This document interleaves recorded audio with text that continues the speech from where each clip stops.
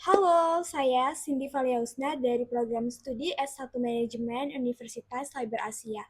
Pada video ini, saya akan mempresentasikan hasil proyek ujian akhir semester mata kuliah Statistik, Ekonomi, dan Bisnis dengan judul Pengaruh Literasi Keuangan dan Gaya Hidup Terhadap Perilaku Keuangan Mahasiswa.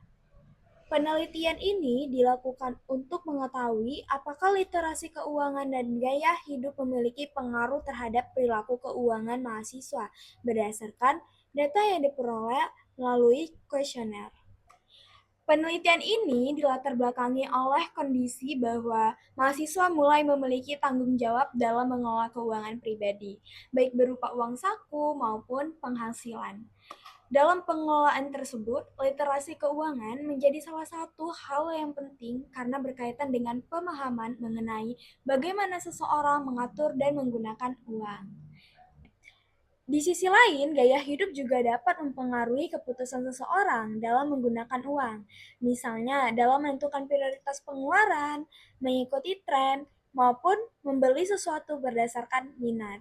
Oleh karena itu, penelitian ini dilakukan untuk mengetahui apakah literasi keuangan dan gaya hidup memiliki pengaruh terhadap perilaku keuangan mahasiswa.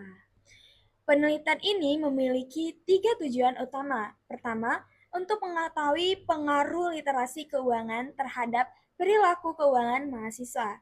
Kedua, mengetahui pengaruh gaya hidup terhadap perilaku keuangan mahasiswa.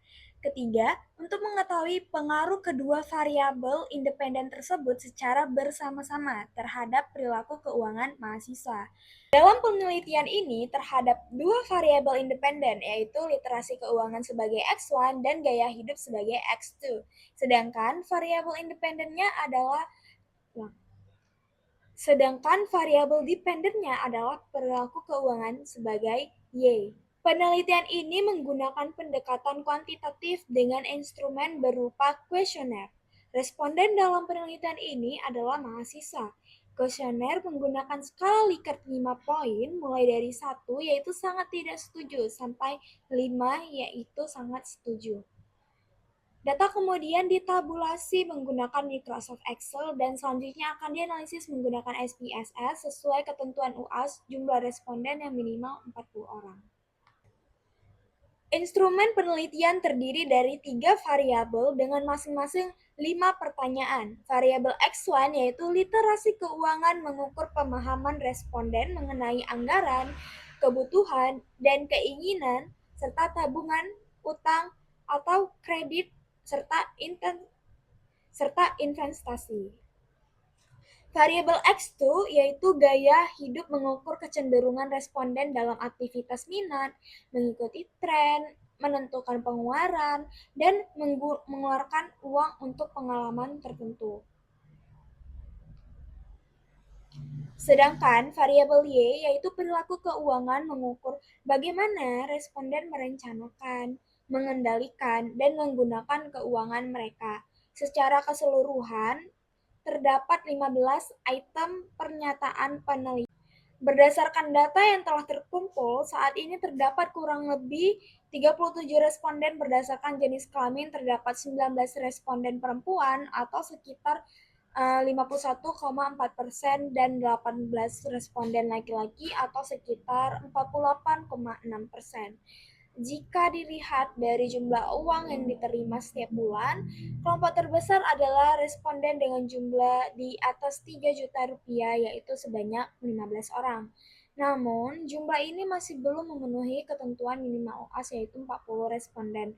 Oleh karena itu, sebelum analisis final dilakukan, saya akan menambahkan minimal 3 responden sehingga jumlah data memenuhi persyaratan.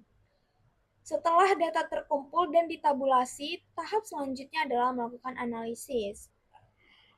Selanjutnya dilakukan uji asumsi klasik yang terdiri dari uji normalitas, multikolinearitas, heteroskedastisitas, dan autokorelasi. Setelah seluruh persyaratan terpenuh, analisis dilanjutkan dengan regresi linear berganda untuk mengetahui pengaruh linear X1 dan X2 terhadap Y. Tahap berikutnya adalah pengujian instrumen. Uji validitas dilakukan untuk mengetahui apakah setiap item pernyataan mampu mengukur variabel yang diteliti.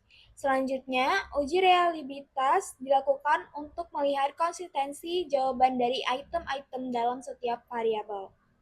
Pada slide ini akan ditampilkan hasil pengelolaan SPSS berupa nilai validitas dan form batch alpha untuk masing-masing variabel. Nah, setelah instrumen dinyatakan layak, dilakukan uji asumsi klasik. Uji normalitas digunakan untuk melihat apakah data atau residual distribusi normal. Uji multikolonialitas digunakan untuk melihat apakah terdapat hubungan yang terlalu kuat antara variabel independen. Selanjutnya, uji heteroskedastisitas digunakan untuk melihat apakah terdapat ketidaksamaan varians residual. Sedangkan uji autokorelasi digunakan untuk mengetahui ada atau tidaknya korelasi residual dalam model penelitian. Hasil dari seluruh pengujian tersebut menjadi dasar sebelum melakukan analisis regresi linear berganda.